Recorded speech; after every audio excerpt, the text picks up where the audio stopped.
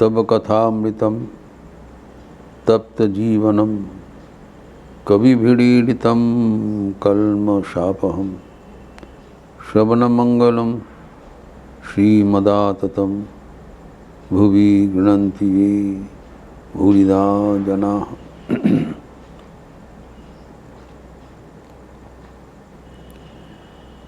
अष्टपाश में अष्ट प्रकार का बंधन का बात चल रहा था, जिससे हम ईश्वर से दूर हो जाते हैं। उनमें से जो सप्तम बंधन घृणा, इसका चर्चा हो रहा था। हम लोग देखें कि औरे के भीतर अगर कोई घृणा के कारण हो,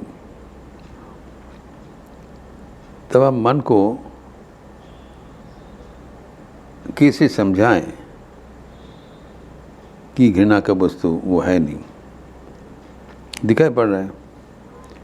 तो स्वभावतः जो घृणा की वस्तु है, घृणित तो व्यक्ति से हमारा दूरी हो जाता है।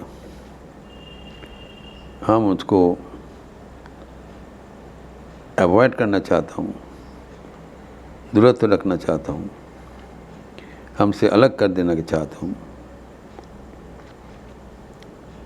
ये जो सेपरेशन का मनोभाव है,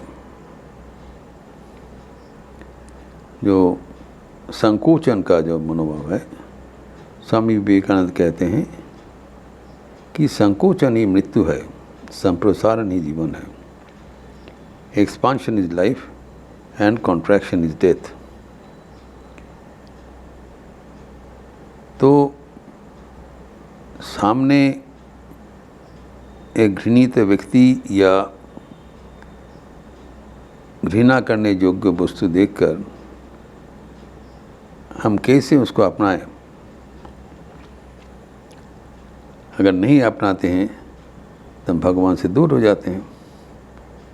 ये समस्या की से समाधान हो, इसको उत्तर श्री मां शारदा देवी देते हैं कि सबको अपना लो। Make the world your very own. कोई पर्याय नहीं है, सबको अपना लो। अगर हम औरों को अपना लेने में समर्थ हो जाए, और सीमा शारदा देवी कहते अपना करने में सीखो। It cannot be done all on a sudden. Learn how to make others your very own. सीखने का चीज़ है, अचानक नहीं होगा।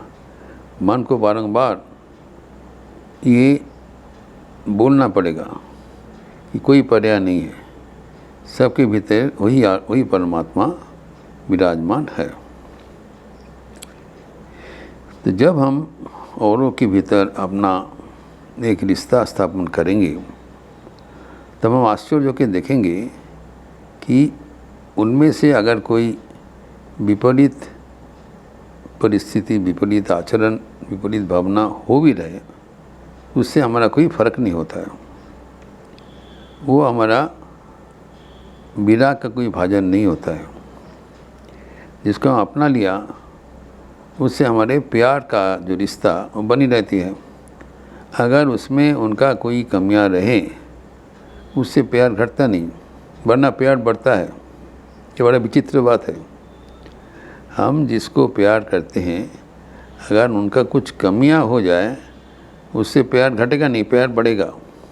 कैसे उदाहरण है, संतान के प्रति जननी का जो आकर्षण, जो रिश्ता, न संतान के प्रति जननी के एक सहजात आकर्षण रहता है, दैट इनहेरेंट अट्रैक्शन, और संतान को अपना समझता है।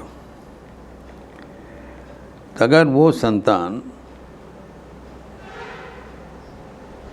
कुछ घृणित कर्म करे और घृणित वस्तु से सन जाए, तो माँ क्या करती है, परम स्नेह के साथ उनका साफ सुथरा करके अपने गोद में ले लेते हैं।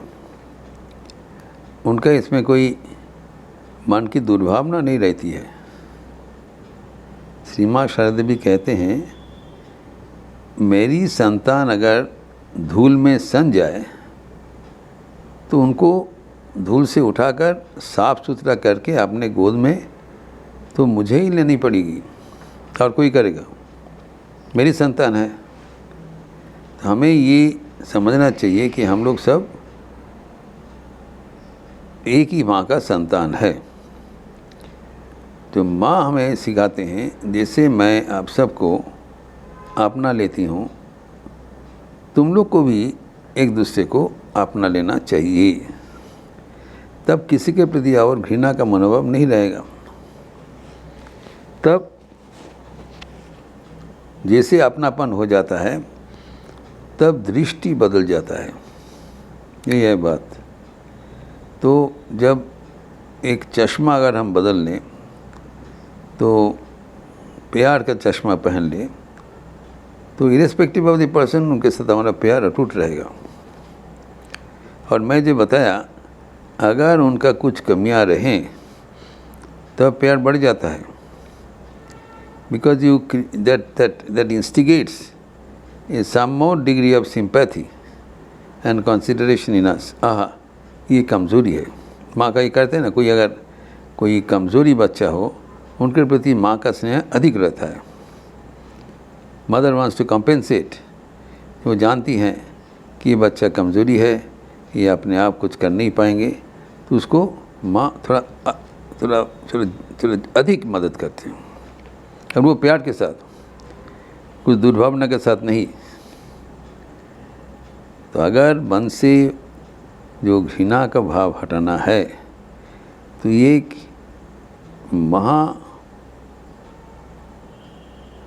जो आसान एक उपाय है कि सबको प्यार करना। और प्यार करने में हमें मन में कोई विपरीत चिंतन नहीं होना चाहिए कि हम गलत कर रहा हूँ। सबके भीतर हम जो भगवान को चाहते हैं, ये विश्लेषण करना पड़ेगा, विचार करने का चीज़ है। हम जो भगवान को चाहते हैं वो न केवल हमारे भीतर विराजमान है, वो सबके भीतर विराजमान है, विदाउट एक्सेप्शन। अगर जिससे हमारा घृणा का भावना हो रहा है, उनके भीतर भी वही भगवान विराजमान है। तो अगर जो भगवान को आप प्यार कर रहे हो, वो भगवान अगर किसी के भीतर विराजमान है, तो हम कैसे उसको घृणा कर सकते हैं? उनके भीतर तो ही भगवान है। तो भगवान को देखते हुए उनके प्रति घृणा का मनोभाव छोड़ना पड़ेगा। अगर उनके पास जाना संभव नहीं है, तब भी दूर से भी उनके पास घृणा का मनोभाव नहीं होना चाहिए, क्योंकि उसके भीतर वही परमात्मा विराजमान है।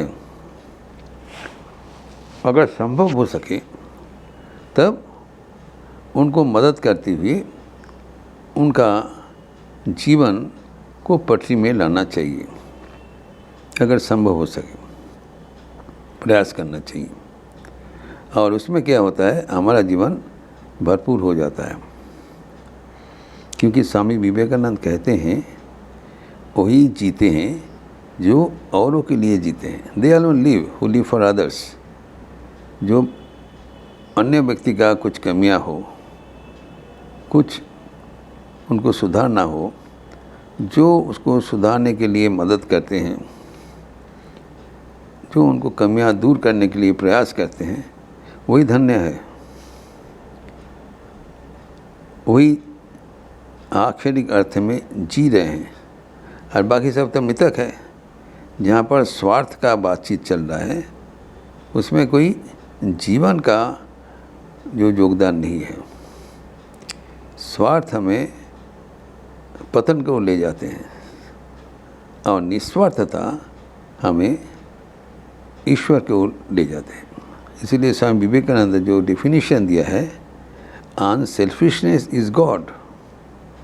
निस्वार्थ परता ही ईश्वर है। ईश्वर को हम कैसे हम तलाश करने चाहते हैं। हम कुछ मूर्ति में, कुछ विग्रह में, कोई पट में, घट में ईश्वर को आविर्भाव हो रहा है इसी सोच कर उनका आराधना करते हैं। लेकिन स्वामी विवेकानंद कहते हैं जो जहाँ पर हम निस्वार्थ होकर कर्म करते हैं वहीं पर ईश्वर विराजमान है। हमको पुकारना नहीं पड़ेगा, निस्वार्थता ही भगवान है। तो जब निस्वार्थ होकर हम किसी को सेवा करने चाहते हैं तब उनके साथ और घृणा का रिश्ता नहीं होना सकता है। तो घृणा के भाव वो प्रेम से परिवर्तित हो जाता है। तो life becomes a blessed experience. जिसके साथ हमारा घृणा का रिश्ता हो रहा था उसके साथ हमारा प्यार का रिश्ता बन जाता है। और प्यार क्या करते हैं, हमें धन्य कर देते हैं, अमृत बना देते हैं, हमारे जीवन को भरपूर कर देते हैं। हम जीवन में चाहते हैं आनंद, जीवन में चाहते हैं परिपूर्णता, जीवन में चाहते हैं शांति। ये सब चीज़ हमें मिलता है जब हम हृदय को प्रसारित करते हैं। When we expand our heart, हृदय को प्रसारित करते हुए चारों जो जीता जागता भगवान है उनको सेवा करते हैं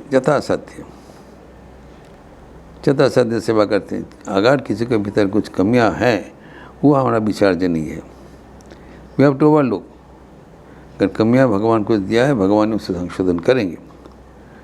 हमारा योगदान होगा, हम क्या कर सकते हैं। What can I do for you.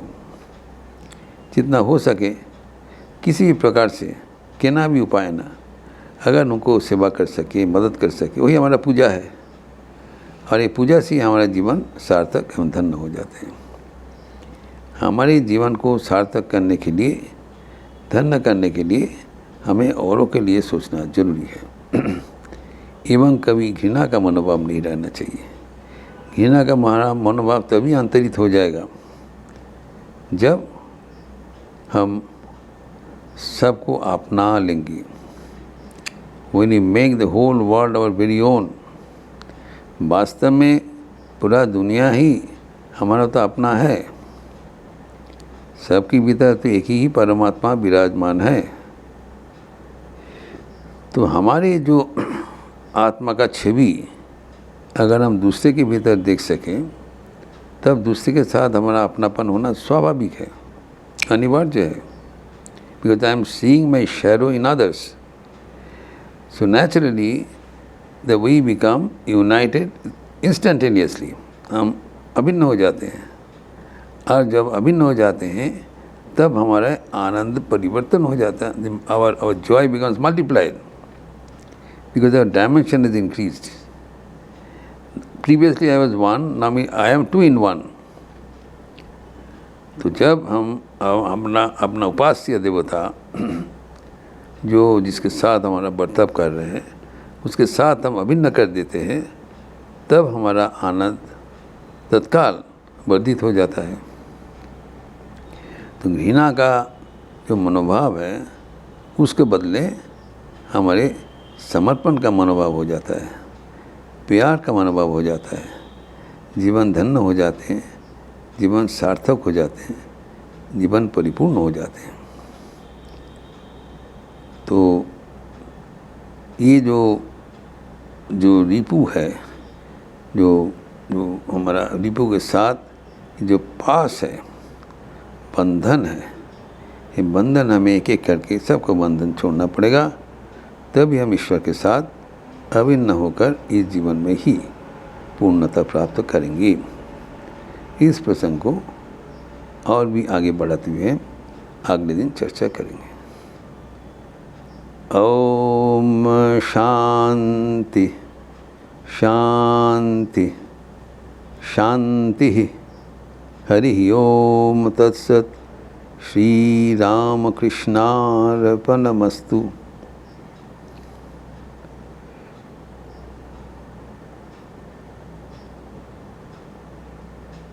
अच्छे रहिए, स्वस्थ रहिए, आनंद में रहिए। नमस्कार।